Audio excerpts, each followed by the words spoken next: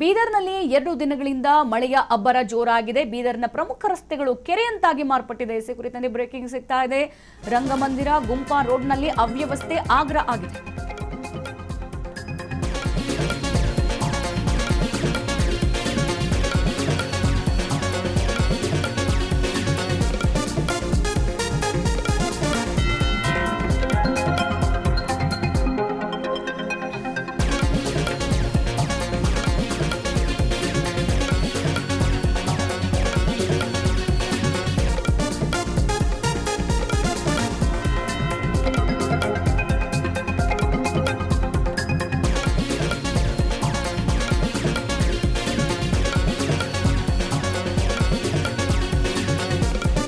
ಬೀದರ್ನಲ್ಲಿ 2 ದಿನಗಳಿಂದ ಮಳೆರಾಯ ಅಟ್ಟಹಾಸ ಮೆರೆದಿರುವಂಥದ್ದು. ಮಳೆ ಅಬ್ಬರ ಶುರುವಾಗಿದೆ.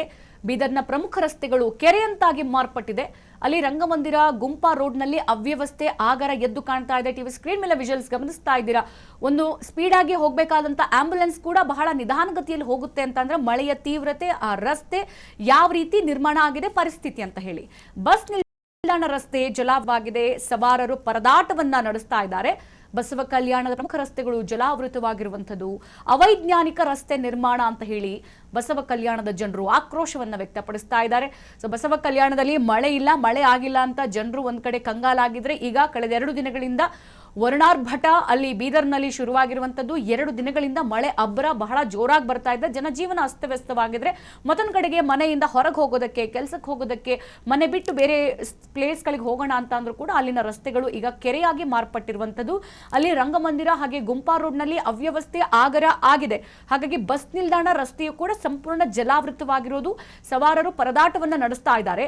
ಬಸವ ಕಲ್ಯಾಣದ ಪ್ರಮುಖ ರಸ್ತೆಗಳು ಜಲಾವೃತವಾಗಿರುವಂಥದ್ದು. ಟಿವಿ ಸ್ಕ್ರೀನ್ ಮೇಲೆ ನೀವು ವಿಜುವಲ್ಸ್ ಗಮನಿಸ್ತಾ ಇದ್ರೆ ಅಲ್ಲಿ ರೋಡ್ಗಳೆಲ್ಲ ಕೆರೆ ಅಂತಾಗಿದೆ. ಮಕ್ಕಳು ಆರಾಮಾಗಿ ಈಜನ್ನ ಮಾಡಬಹುದು, ಅಷ್ಟರ ಮಟ್ಟದಲ್ಲಿ ನೀರು ನಿಂತಿದೆ. ಸೊ ಇದು ಒಂದು ಅವೈಜ್ಞಾನಿಕ ರಸ್ತೆಗಳನ್ನು ಕೂಡ ಸರಿಯಾಗಿ ನಿರ್ಮಾಣ ಮಾಡೋದಕ್ಕೆ ಆಗಲ್ಲ ಅಂತ ಅಲ್ಲಿನ ಜನರು ಹಿಡಿ ಶಾಪ ಹಾಕ್ತಾ ಇದ್ದಾರೆ ಸಂಬಂಧಪಟ್ಟ ಸಚಿವರು, ಅಧಿಕಾರಿಗಳಿಗೆ, ಎಲ್ರಿಗೂ ಕೂಡ.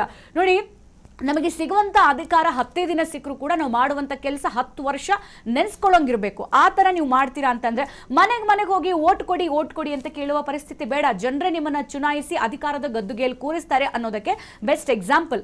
ಸದ್ಯ ಬೀದರ್ನಲ್ಲಿ ಈ ಒಂದು ಕಳಪೆ ರೋಡ್ ಆಗಿರ್ಬೋದು, ಕಳಪೆ ಒಂದು ಈ ನಿರ್ಮಾಣದಿಂದ ಜನರ ಜೀವನ ಹೈರಾಣಾಗಿ ಹೋಗ್ಬಿಟ್ಟಿದೆ. ಒಂದು ಆಂಬ್ಯುಲೆನ್ಸ್ ಸ್ಪೀಡ್ ಆಗಿ ಹೋಗೋದಕ್ಕೆ ಸಾಧ್ಯ ಇಲ್ಲ ಅಂತ ಅಂದ್ರೆ ಆ ಕಳಪೆ ರಸ್ತೆ ನಿರ್ಮಾಣ ಯಾವ ತರ ಇರ್ಬೋದು. ಜೊತೆಗೆ ಮಳೆ ಬಂತು ಅಂತ ಅಂದ್ರೆ ಮಳೆ ನೀರು ಹೋಗೋದಕ್ಕೂ ನೀವು ಸರಿಯಾಗಿ ಮಾಡಿಕೊಟ್ಟಿಲ್ಲ ಅಂತ ಅಂದ್ರೆ ಯಾವ ತರದ ಕಾಮಗಾರಿಯನ್ನ ನೀವು ಮಾಡಿದ್ದೀರಾ? ಸದ್ಯ ಬಸವ ಕಲ್ಯಾಣದ ಪ್ರಮುಖ ರಸ್ತೆ ಈಗ ಜಲಾವೃತವಾಗ್ಬಿಟ್ಟಿದೆ, ಕೆರೆಯಾಗಿ ಮಾರ್ಪಟ್ಟಿದೆ.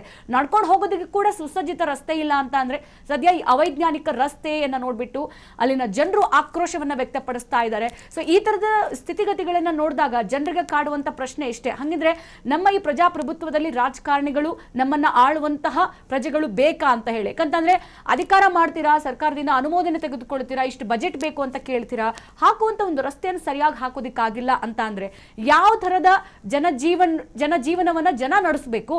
ಒಂದು ಆಂಬ್ಯುಲೆನ್ಸ್ಗೆ ಹೋಗೋದಕ್ಕಾಗಲ್ಲ. ಮಕ್ಕಳು ಮಳೆ ಬಂತು ಅಂತ ಅಂದ್ರೆ ಎಲ್ಲಿ ಗುಂಡಿ ಇರುತ್ತೋ ಅಥವಾ ಎಲ್ಲಿ ಆಳವಾದ ಕಾಲುವೆ ಇದೆಯೋ ಗೊತ್ತಾಗಲ್ಲ, ಸೀದಾ ಹೋಗಿ ಬಿದ್ದು ಸಾವನ್ನಪ್ಪಿದಾಗ ಆಗ ವಿಷಾದ ವ್ಯಕ್ತಪಡಿಸ್ತೀರಾ. ಹೌದು, ಗುಂಡಿಯಲ್ಲಿ ಸಾವನ್ನಪ್ಪಿದ್ರು ನಮ್ಮ ವಿಷಾದ ಇದೆ ಅಂತ ಹೇಳ್ಬಿಟ್ಟು. ಆಗೋದಕ್ಕಿಂತ ಮುಂಚೆ ಪರಿಸ್ಥಿತಿ ನಿಮ್ಗೆ ತಿಳ್ಕೊಂಡು ಅದಕ್ಕೆ ಸರಿಯಾಗಿ ಕ್ರಮ ತಗೊಳ್ಬೇಕು ಅನ್ನೋದು ಗೊತ್ತಾಗಲ್ವಾ? ಸದ್ಯ ಬೀದರ್ನ ಪ್ರಮುಖ ರಸ್ತೆ ಟಿವಿ ಸ್ಕ್ರೀನ್ ಮೇಲೆ ನೀವು ಗಮನಿಸ್ತಾ ಇರೋದು ಯಾವ ರೀತಿ ಅವ್ಯವಸ್ಥೆ ಆಗರ ಆಗಿದೆ ಅಂತ ಹೇಳಿ. ಬಸ್ ನಿಲ್ದಾಣ ರಸ್ತೆ ಜಲಾವೃತವಾಗಿದ್ರೆ ಸವಾರರು ನಡ್ಕೊಂಡು ಹೋಗೋದಕ್ಕೆ ಸಾಧ್ಯ ಇಲ್ಲ. ಆ ತರದ ಕೊಳಕು ಪರಿಸ್ಥಿತಿಯನ್ನ ಅಲ್ಲಿನ ಬಸವ ಕಲ್ಯಾಣದ ಜನ ನೋಡ್ತಾ ಇರುವಂತದ್ದು. ಸದ್ಯ ಈ ಅವೈಜ್ಞಾನಿಕ ರಸ್ತೆ ಅಲ್ಲಿನ ಪರಿಸ್ಥಿತಿಗೆ ನಿರ್ಮಾಣ ಆಗಿರೋದ್ರಿಂದ ಜನರು ಹಿಡಿ ಶಾಪ ಹಾಕ್ತಾ ಇದ್ದಾರೆ.